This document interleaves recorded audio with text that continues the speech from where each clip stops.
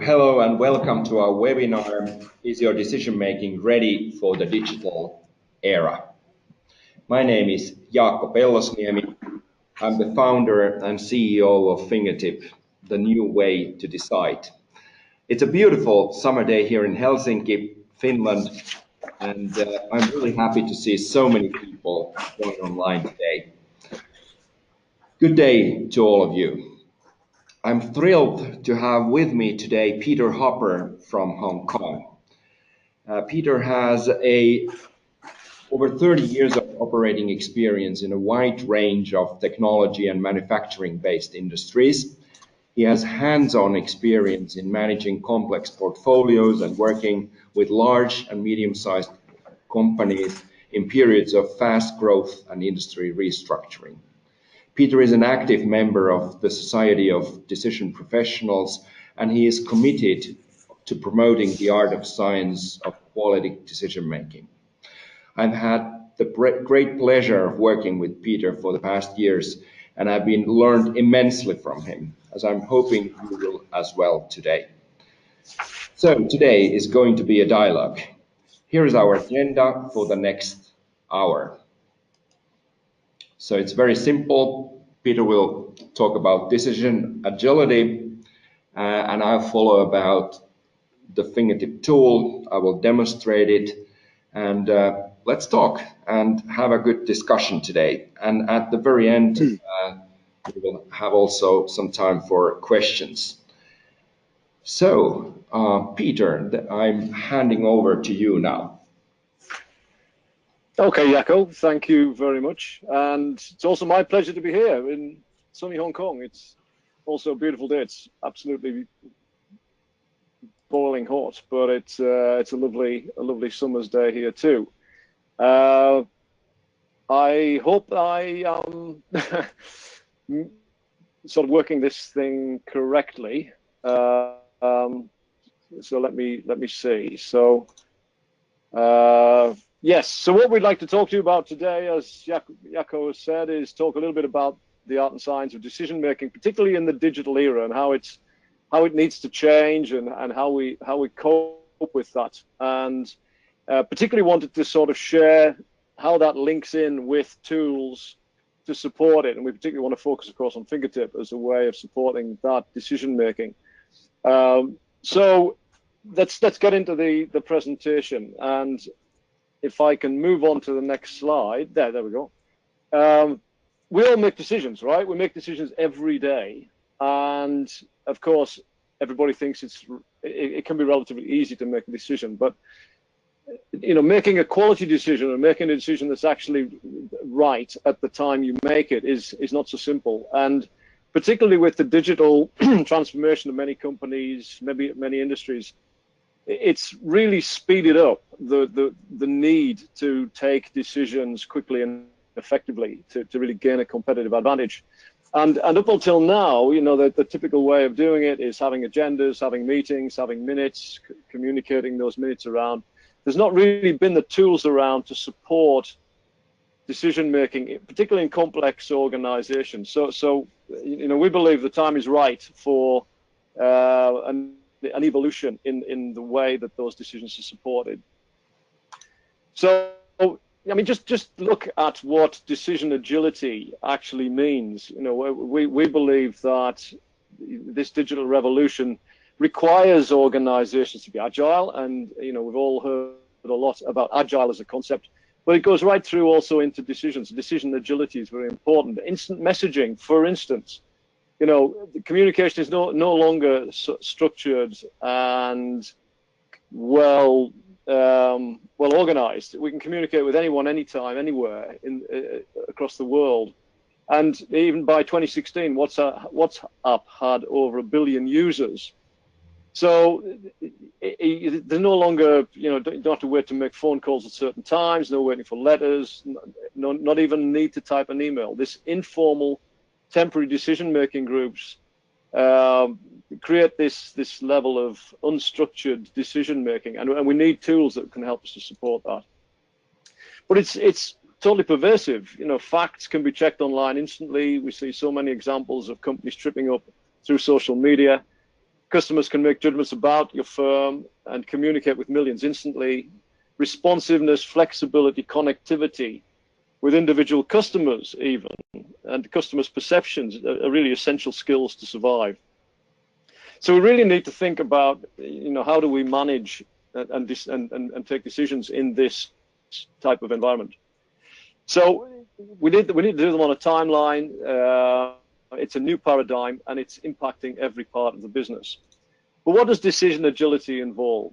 And we think about 4 areas here. First of all, bending time and space. It's particularly in complex organizations that are spread across the world or have customers across the world. It requires managing time zones, sending clear messages, avoiding bottlenecks in business and management, and having a common reference to be able to come back to see where you are is very important. It also requires that we empower people much more than before. Distributed working practices, a lot more working from home, a lot more flexibility, requires a lot more coordination. And access to knowledge and being able to leverage people's knowledge and the capability of the organization is increasingly important. Of course, speed and attention. Bill Gates talked about management of thought, management at the speed of thought. And it's just increasingly important that things are done quickly, but also that they get the right level of attention. And then being able to trace it and track it. It's very important, particularly in compliance type of environments where you really need to know who's doing what and when with some degree of traceability. And it's increasingly easy for decisions to be taken without any audit trail. And you need some way of actually keeping a degree of control there without hampering and putting a huge bureaucratic burden on the organization. So to increase decision agility, we believe you need to change the decision-making system. But what does that mean? What do we mean by changing the decision-making system? Well, we think of it a bit like out here in Asia, there's a concept of yin and yang, and it's really not just a systems issue. You don't solve it by automation by itself. You've got to have both the yin and the yang. So we talk here about 2 aspects. One is managing your decision agenda, and then secondly, supporting with relevant digital tools. And we believe, of course, that Fingertip is an excellent tool to help support your decision-making agenda. And what do we mean by a decision agenda, and why is that important? Well, it's important to recognize that not all decisions are alike. One approach to take a decision does not fit all, whether it's complex or simple. You really need to think about how and what type of approach do you use when taking decisions. We believe you should consider decisions as a workflow, not simply as a reactive activity driven by the current circumstances, but start to think of it as a future workflow. You need to understand the character of the decisions, the characteristics of the decisions to be taken, and we'll talk a little bit about how to do that. You need to use a decision process that is appropriate to the type of decision. And again, we'll talk about that in a little bit more detail. Understand the timing. And then as a senior team in an organization, you really need to focus on the few decisions that are really critical, but at the same time, empower your organization so that the myriad of other decisions that are also important for the smooth running of the company are also dealt with. We need a way to monitor that. And that's where digital tools like Fingertip come in. And Fingertip is a great example. And one of the characteristics that we see from Fingertip is to have a single go-to digital system throughout the organization. It's possible to link it to your responsibility structure or your management hierarchy, or however you choose to manage the organization. We refer to this as taxonomy. It also allows defined flexibility to suit the type of decisions to be made. So again, as we were saying, not one type of approach fits all decisions. It needs to be linked into your knowledge management database.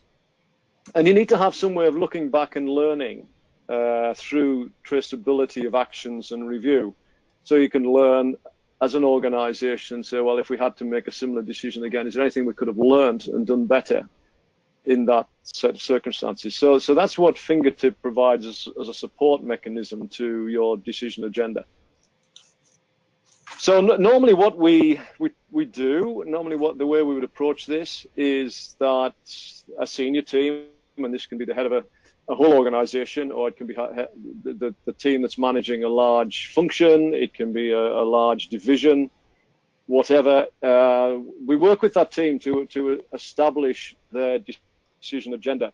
And what that means and requires usually is about 4 hours of pre-work, and then about 4 hours of that team in a workshop. And the output that you get from that is an agreed and aligned decision agenda for your senior team. So it's not a huge amount of work to do this, but it can be done efficiently and effectively, and then you can bring in the tools to support you. So when we're talking about digital tools, following on from such a workshop, it's usually necessary to spend about 4 hours with that senior team and probably their direct reports, so team minus one, to understand the Fingertip tool. And it is so accessible and easy that we believe that with 4 hours of work, the whole senior team plus direct reports can be linked in to this type of support. And what you get, again, from doing that is your team and your direct reports are immediately enabled to start taking decisions digitally across your organization. And that's not limited by geography or time or function. It's directly connected to the structure of your organization. So let's talk a little bit more about what happens in a decision agenda workshop. So we've talked about it being 4 hours of pre-work, 4 hours of time for the team in the workshop. So let's look at step one. Step one, and we're using here an example of a client that we did it for recently, which is a very large footwear manufacturer. And we worked with them to ask each member of their senior team in this 4 hour pre-work to list out all the decisions that they feel they need to take in the next 12 months without regard to significance, specified time frame the decision had to be made, and ownership of the decisions. Obviously, things that they feel they can take decisions about, but also things they feel other people should take decisions about.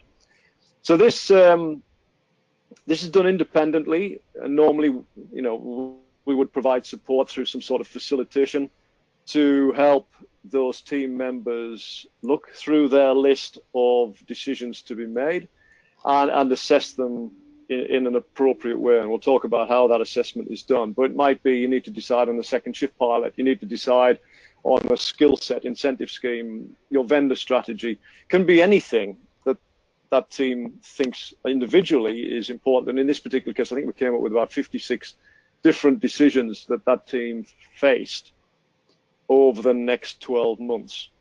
And we asked them to characterize them along the following aspects. So we think about three major aspects: the magnitude of the decision, its organizational complexity, and its analytical complexity. And what we do basically is work with an organization and look at what is a strategic decision for them, or a significant, and that might be, for instance, the amount of capital investment that's needed. And for some companies, $20 million is a big decision. For others, $20 million might be a relatively small decision. So we scale it to the organization's relevance. So we would ask, for instance, on decision magnitude, how big is the commitment of resource that you're making? And is it $1 million? Is it $20 million? And is that for you big or small? And we assign points to those answers. It can be once off, or it can be recurring. A lot of organizations make significant decisions, independently significant decisions, but overall over time they become quite strategic, so they can be recurring as well. And how long is it until you see the benefits? If you see the benefits immediately, they tend not to be so strategic. Usually big strategic decisions take some time to come through. So see the benefits come through. So we assign more points for the longer it takes for the benefits to come through. So we score each decision on this aspect of decision magnitude. And in this particular case, where it's large, once off 3 years at least, it becomes more of a strategic decision. It gets a high score.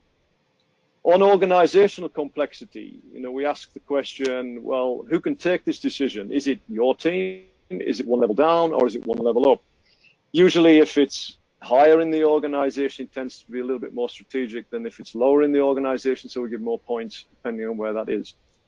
How many stakeholders are involved? Usually, again, with organization complexity, the more stakeholders you have involved, the more complex that decision becomes, more points are given. How have all these stakeholders agreed this is a decision to take? And we often find, talking to organizations, that that's not the case, that it's usually a faction of people that think it's an important decision that needs to be taken, but there's a lot of other people that need to be convinced. So if that is the case, gets more weighting, gets more points. And how much alignment do you think there is? If you think there's still a lot of people with different views, then again, it gets more weighting from an organization complexity review, complexity aspect, than if everybody seems likely to agree. So again, we assign points, and we'll show you how we use those that score. On analytical complexity, we look at things like, is the data that we're going to use quite accessible? Is it something you use every day? Or is it poor? Is it incomplete? And obviously, the more incomplete the data is, the more complex the analysis is likely to be. Is it clear how we will measure success? And there's often a lot of discussion about, what is the value measure that's important for this particular decision? And if it's not clear, then that takes some time to work out. So again, it gets more complexity points. How much uncertainty do you anticipate in the key assumptions looking forward? And it's very important in these type of decisions to think about uncertainty and recognize it as an unavoidable aspect of decision making. There's always some sort of uncertainty that you need to get. So basically, you get a profile of each decision, whether it's, it's got a strategic magnitude to it, it's highly organizationally complex, or it's highly analytically complex. And what you can do with these scores, and this is all done in advance, this is all done prior to this 4 hours workshop, which is usually done in isolation with each individual. You can take those scores and you can start to plot them on a 2x2 matrix like this. On the left, you see there is a scale of organizationally complex, so low bottom left to high bottom top right. And then on the bottom axis, you see analytically complex, so less analytically complex to the left, more analytically complex to the right. And depending on where that decision falls, based on the scores that you've given it, it tends to fall into one of these boxes. It could be wherever you get a combination of organizationally complex and analytically complex decisions, it tends to require a more formal dialogue-based approach to decision-making. If it's generally organizationally complex but analytically quite simple, then it tends to need a lot of facilitation to bring the parties together to come to a common view, but there isn't that much analytics. Sometimes it's organizationally quite simple, but the analytics can be quite complex, so it tends to need sort of decision analytics much more. And then in this bottom left is where you have not complex, not either analytically or organizationally. And this is typically where you develop procedures, and lean processes and lean activities tend to fall very well into this bottom left category. So where just to give I was wondering, Peter, yes, where does please, this then usually fall when you are running these workshops? It's generally all over, and it's usually quite insightful for the team to actually acknowledge that their decisions do have these different characteristics. So I'll show you on the next slide how this particular example that we're working with here worked out for this particular team. You can see they're all over this 2x2. But just to make a plug that you know, I spent a lot of years with the strategic decisions group, and this top right corner for this formal dialogue-based approach, the strategic decisions group has a fantastic approach called the dialogue decision process. It's very good for tackling these very complex decisions. And if you check out the decision quality book, you'll get a good briefing on what that is. So coming back to this example, when you look at this particular example that we're using here, so we'd scored all of their decisions, and we had a scale for organizationally complex of 0 to 25, and for analytically complex from 0 to 18. It isn't that relevant what the numbers say. It's just a way of differentiating each of the decisions. The size of the circle here represents the magnitude. So the bigger the decision, the bigger the circle. So what you can see here is there was a whole range of decisions across the 2x2. In this particular case, they had a few where they were relatively simple, small decisions that required probably attention to write a few procedures to make sure those decisions could be handled easily. A lot of facilitation-based decisions, and then quite a few that were complex, quite difficult decisions to handle, and these fell in this top right corner. So it gives you a way, first of all, to graphically look at all of your decisions. You've also brought to that meeting an idea of when and who should take those decisions, if you remember. So when you then, I can't click for something, there we go. So we move on to the next. Now, if you bring together, so these are the actual decisions now that were taken out of there, and you can see all the decisions that were on that previous slide are now shown here. To give you an idea, we've also now brought in the timeline. So does the decision need to be made in the next 3 months, the next 6 months, or the next 9 months? We've also brought in the level. So does can the decision be taken by our team? So let's imagine we are the senior team of that company, or do we have to get the board involved? Or can we delegate it to some of our department teams? Now, each of these scores here, these little numbers in the circles, represent the points score that decision got. And whether it is a dialogue-based approach to make that decision, or a decision analytics approach is mentioned here in terms of a DA, or a facilitation type of decision with an F. So you can get a very good idea now of all the decisions that this team needs to make for the next 9 months in this case. You can see who should take that decision, and you can see the actual way that the decision should be taken. How can you actually approach it? Now, one of the interesting things is when you get the team together and start to share these decisions, we found almost inevitably that not everybody on the team realized that everybody else had this range of decisions. And sometimes decisions can overlap. So in this particular case, where we talk about the sustainability strategy, there were different groups that had ideas to take decisions on water, for instance, and on energy. And actually, when you see it together, it makes more sense to see it as a single decision. So just having that dialogue in the team is also very productive. So this gives you, in a relatively short space of time, a very good way of characterizing your decision agenda. And if we look at some of the observations that we've seen, that senior teams very often and now, and increasingly so, are facing the challenge of having to deal quickly with an increased number of, let's call them, significant decisions. And they tend to crowd out, because they are usually shorter term, usually more immediate. They tend to crowd out, focus on the longer term, more strategic decisions. But you need a structure in place to have these significant decisions handled and position them accordingly. There's often a lack of insight across the team about the decisions to be taken. So this coordination process is very useful, and it can be done periodically, and update the agenda. But it's very important to get this coordination going.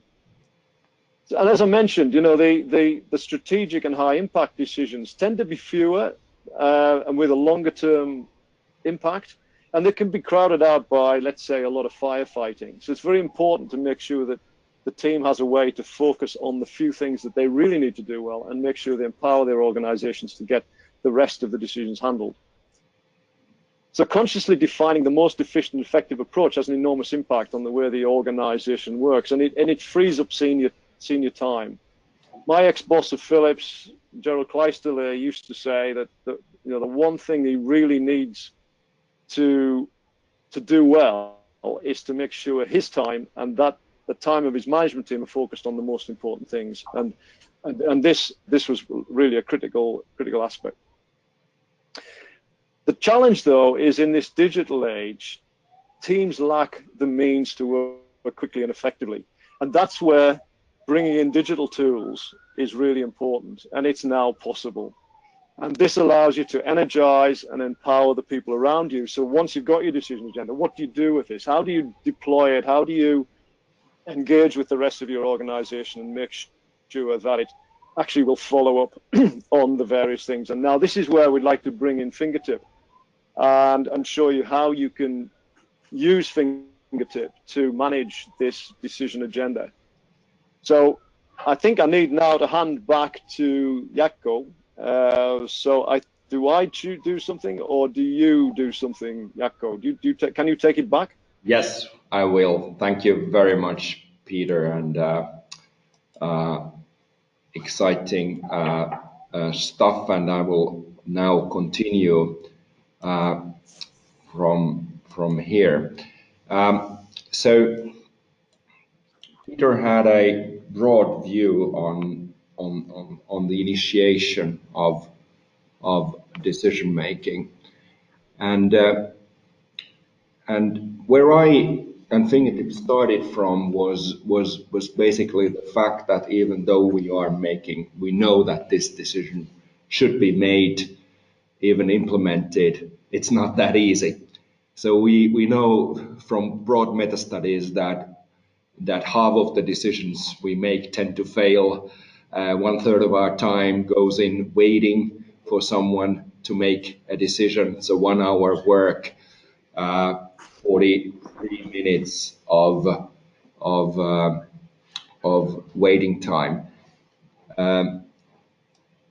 On top of that, most of the decisions we made are not even aligned with the organizational strategy. So we are experiencing a lot of challenges around decision making. So this is a great opportunity to change these numbers, and I will show you how you can do it. So what is Fingertip? So Fingertip is overall a business management system. Also, you can categorize it as a decision-making application. Whatever you want, call it. It's efficient. It's a way of making the new way to make decisions and plan. It scales from small to large organizations. So from up to 5 people onwards, up to 100,000 plus, you can make great decisions and plan your work with this. The decisions can be everyday decisions up to strategic decisions, and it's mobile, meaning that you can make the decisions everywhere, anytime, and it's very aggressively and affordably priced, so only 29 euros/dollars per user per month. It's very easy to install, so you're up and running in minutes, and we are offering these workshops which Peter just described to get you going really easily, and so it's also built on Salesforce, so giving you all the benefits of the #1 cloud ecosystem on the planet. This means basically the security, so you're absolutely sure that your decisions are in a safe place. Fingertip decisions can be made on any object on the Salesforce platform, so you can make a decision about the product, about a customer, and so on. So it gives you a lot of benefits, and then, as you know, the ecosystem is growing really, really fast. So why do we do this overall? Business can be described very simply. So what we have here is that you make a decision, then you implement it, and hopefully you get some value out of this. But the fact is that we are encountering a lot of challenges. So we have the understanding and communication and resourcing strategy here, which means that basically you very seldomly have the best people to make the decision happen. It's very difficult to communicate. It's not symmetric how the information is dispersed in your organization. And on top of that, you have the understanding problems. So when you're implementing decisions, you have the quality, time, scope challenges, and then at the end, even with the value, with the outcome of the decision, we might be discussing about the impact, whether it was an ethical decision, did we learn something. For all this, Fingertip has developed the decision-making life cycle, and this covers the whole journey from the very, very early days of when the decision is just an idea or a problem or an order that you have to fulfill, down to the sharing of the decision, discussing it, debating it, proposing the best alternative, making the actual decision happen. But we don't end there. We are actually also executing the decision, realizing the benefits, then learning during the evaluation phase, looking back at whether it was a good decision we made 6 months ago. We're using here the triple loop learning approach. And then finally, we are closing the decision. But no worries, you can always reuse this, what you developed here. So it's a great approach, and just having a look at a little bit later on it. Fingertip itself is a full stack management system, meaning that it covers everything from the users, the communication, the task management. These three levels are usually what business systems are offering. On top of this, we're offering the concept and the abstraction level of decisions. On top of the decisions, we have the plans, which are basically anything, a collection of anything. They could become like meetings if you add three decisions into a plan. If you have more decisions, tasks, they could become then projects, and projects then later on to programs, portfolios, and then eventually the strategy of the organization. And then we naturally also follow the objectives with the OKR ideology. When you're using Salesforce environment, Fingertip comes with accounts and contacts. And then we are also offering the governance. And so this means that basically it automatically knows who is the right decision maker, and suggests and predicts things in your decision making environment, as well as gamification. So this means that when you are making good decisions, you are granted more points, and when you are maybe not following the best quality guidelines, you might lose some points. So this is the idea of the Fingertip technology. So let's have a look at how one decision works. So here we have Walter, and Walter is a great guy. He has just invented the light bulb, and think of this light bulb of being an idea, a problem, or an order that has been given to him, and he drafts the decision in Fingertip. He uses the 3x3x3 rule to assess whether it is a good decision to be used and shared in the system. Then he invites the relevant stakeholders with the RACI model. So the accountable is in a way the highest role of facilitating the decision. Then we have the responsible ones, consulted ones, informed ones. We can also assign veto and backup rights to people. We hope that a debate emerges, discussion, facilitation. Somebody says, I love it. The next one is that, hey, come on, haven't you already innovated the light bulb for a long time ago? And then somebody's wishing for a civilized discussion here. But anyway, everything that you produce digitally will be conserved and stored inside the decision, making it a self-organizing cell. Once we have shared and discussed the decision enough, usually we come up with different alternatives to solve the challenge at hand. And the best one is proposed, and then we are asking for the relevant stakeholders to give their stance. So this is kind of showing the commitment of these people. So Walter is supporting it. Then we have someone who is procrastinating. We could have someone also opposing this. This could be that there is too much risk involved in the decision, or the decision might be illegal even. Anyway, there is a flag now that something's wrong. So we have here a situation, 3 supporting, 1 procrastinating, and 1 opposing. And usually in these situations, a good idea is to wake up this person that is not able to give his stance, but especially really look at the reason why there is someone who is opposing it. Once you have managed that, if you can live with the fact that there is risk, you make the final decision.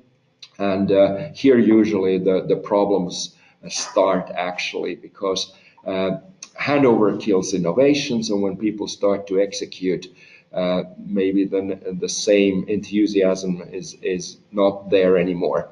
So we collect the right people to make the and deliver, and then finally we evaluate the decision when the decision deliverable is available. Here we ask the vital question: did we make the decision in a proper way? What can we learn? What was the quality? Here Walter is looking at the end result, the light bulb. It's not completely as he wanted it to be, but then he can make another decision, make decisions in the future. So this is a great opportunity to create decisions in a digital way, and customers are experiencing huge business benefits. So this is just to depict one decision. In a larger organization, they needed 61 emails or instant messages in average to make one decision happen, 4 meetings, and times 8 weeks. And we could reduce this drastically, so speed up the decision-making cycle 8-fold. Escalation is a very big cost driver, and you can ease up the escalation processes, and then it also results in less reporting and in many other benefits. So let's assume that you have a meeting upcoming, and one of the challenges currently is naturally the fact that these meetings are filled. There's so much to discuss, but what we can do with Fingertip is that we can basically build a fast lane around those meetings. Many of the decisions can be handled without a meeting, and then you can concentrate in the meetings with the big questions that you might have. Which decisions should you actually then document with Fingertip? So a great rule is the 3x3x3 criteria. So whenever you have 3 or more people involved, the decision takes 3 or more days, and then it's a bit complex, so the decision needs some subtasks to be completed. So this is the time when decisions start to consume resources, and the organization has the right to know that such an investment has been made. So 3x3x3 rule is a great criteria to start using Fingertip. At this stage, I'd like to actually show you the product and how it works. So let me jump into the environment here and show you how Fingertip actually works.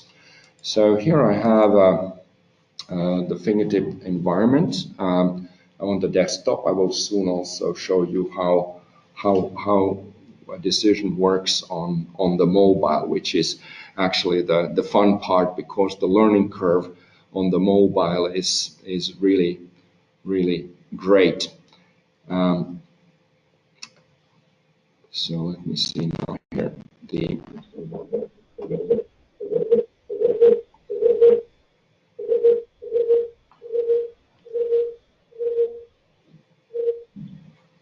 Okay, so here we have the decision-making environment on the mobile. I have here different types of decisions, and if I'm now looking at the top decision here, how to find a logistics partners strategy for 2019. This could be one of those big important decisions that we realized during the decision agenda workshop. And now we'll open it and we will see what this decision is all about. So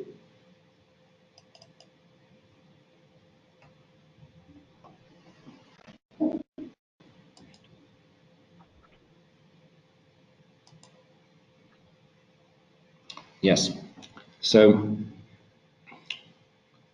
one of these decisions, what they include is now it's opening the accountability part for this decision. So we can see here easily the different roles. It's actually warning that not the right people are participating in this decision. I could look here that who is actually missing from this decision, and I can nicely see who has actually supported the decision, maybe even opposed it, and what their comments has been in the past. But it's not just the commitment to participate in the decision. We're also offering the environment for the discussions. We are describing what is being decided, and this is definitely not a very simple thing, actually. So to formulate decisions is a challenge itself, and a great thing to do with Fingertip, so that everybody actually knows what needs to be decided. And here you can see the tasks that are kind of inside Fingertip. So what we are doing here is that we are actually collecting everything that you need to make a great decision happen. And on the desktop side, the very same environment where we have more real estate, it could look as complex as this when you have hundreds and hundreds of decisions ongoing. The great thing here is that Fingertip knows which decisions are important for you, and builds the environment for all this. So here we have the very same decision here, and when I'm opening this one, I can have a look at the decision, and here I have a lot more possibilities. So for example, here the very same discussions, I have the details of the decision. We have the people that are involved in the decision, and we can do nice things as also measure the contribution of these people and give feedback with that. The task management, how do you make this decision happen, what needs to be done, even offering Gantt charts to make this more visible. And it's not just that. We can offer the possibilities to evaluate the decision. So in this case, we are asking people, was the effort in balance with the results of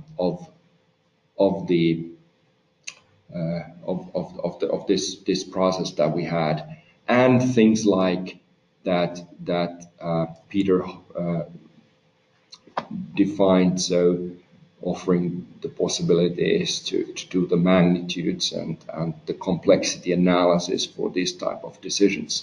So Fingertip is very versatile, but I also want to emphasize the fact that we are able to control what's being on your screen. So we have 5 levels of users. So the simple decisions. Jaco, can I just ask you a question? One person has raised the question, what did we mean by the 3x3x3 rule? Maybe before we go into that next level of detail, maybe just highlight what we meant by the 3x3x3 rule. Yes. So when we are working on a challenge, and if the challenge or the idea is very, very small, let's say that I'm hungry and I would like to go for lunch, probably that lunch decision or task or whatever you want to call it is not of the magnitude that it involves 3 or more people. So it's about me. And then it doesn't take 3 or more days to complete. And then it doesn't have probably more than 3 subtasks. So going for lunch is definitely not something you would use Fingertip for. But selecting the logistics partner for 2019 is a big question. You have to involve a lot of people. It takes a long time, and there's many subtasks that need to be completed. So Fingertip is. Well, isn't it the case that if we help clients go through the decision agenda, that by definition you can highlight the decision that you really want to have within Fingertip, and obviously going to lunch is not going to come up on there as a decision that would be so important. So we can actually embed this 3x3x3 type of thinking, where it's 3 people involved as part of that decision agenda. The one so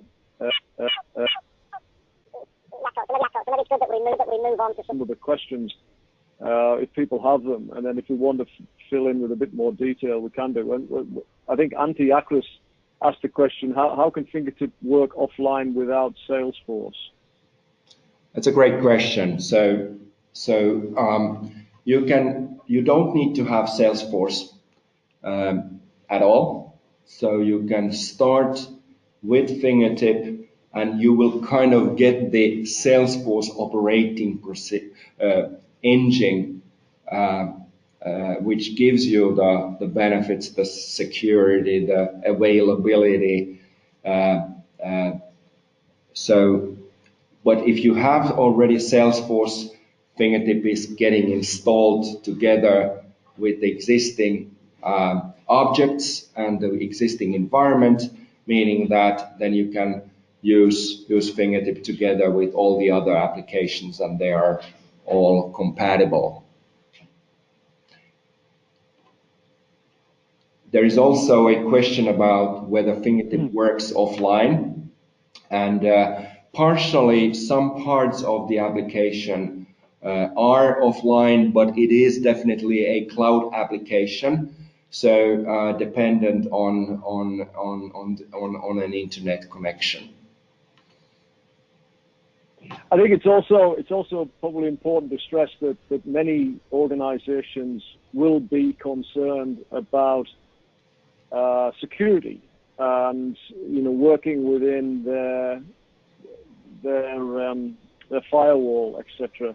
And isn't it the case that if you are a user of something like Salesforce, that this is a big advantage, that bolting on Fingertip can help with that security aspect, because it's already been tackled if you're working with something like Salesforce? Yes, that's one of the very strong sales arguments here. So Salesforce is kind of a legacy application, and the IT department accepts it finds it as the number one security solution. So it's much easier to get up and running even in a large organization. Yes, and would it be sorry? I was just going to say, would it be good to ask the participants if anybody would like to raise any further questions? We've still got a little bit of time. All the decisions that we are making are defined by the RACI model. So only those people that are defined inside the decision as participants will have access to that decision. So that's a very important security element. So only the people with the rights and the accountable and the responsible, the consulted and the informed ones are able to see those decisions, and they will also ensure that only the decisions that are relevant to you will be also shown to you, which then drastically results in less email and faster response times.